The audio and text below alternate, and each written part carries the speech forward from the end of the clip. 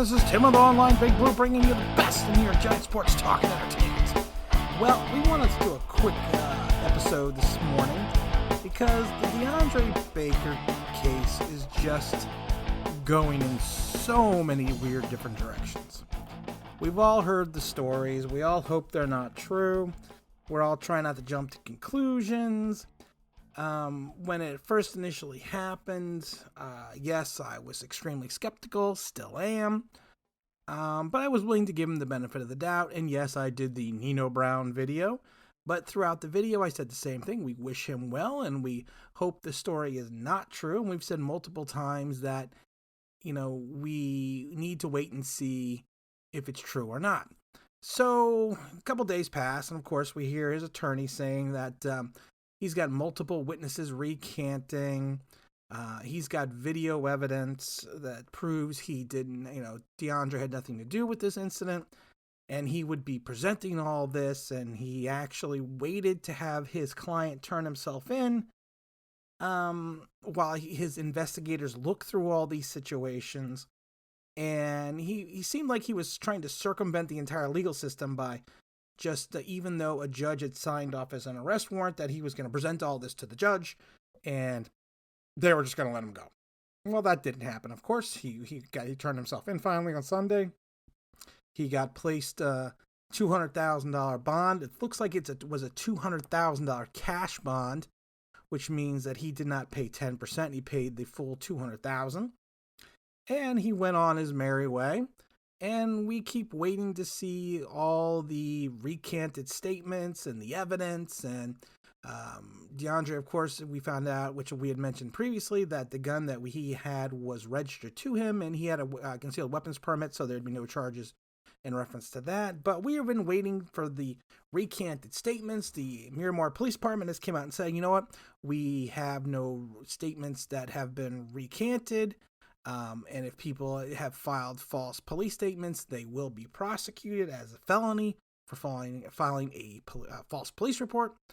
So we've been waiting and waiting and waiting. And then we heard a couple days ago that, according to the police, there is no video evidence that DeAndre was not involved. Of course, there's no video evidence that he was involved, but there's no video evidence exonerating him that they're aware of. And his attorneys seem to kind of just like throw that off to the wayside. No, we never really talked about that. And the witnesses recanting, we haven't really heard anything about that because I felt that if witnesses were coming forward and recanting, that definitely the case would fall apart. And the prosecuting attorney would probably look at it and say, we don't have a winnable case here. So a couple more days go by. Then I'm looking at the paper this afternoon or this evening. And I see that DeAndre Baker's defense now is, yes, he was at the party. Yes, some fight or breakout or robbery did happen, but he only saw it out of the corner of his eye because he was playing Madden. Okie dokie, Smokey. I was playing Madden. We are now using the Madden defense. This is... I find it very interesting. So what happened is, what his attorney is saying, that he brought the gaming system with him, 2 controllers, and he was playing Madden on the system when this robbery happened. So there was no way he could have been involved in the robbery because he was playing Madden. I don't know if he was playing as himself or as the Giants. I don't know. But we have now gone from the defense of, we have multiple witnesses recanting, we have video evidence, we have surveillance footage, to now, well, he brought a game system and he played Madden. Yeah, and he was betting, but he only took out $1,500 and he was only betting on his own team. He was only betting on his Madden game.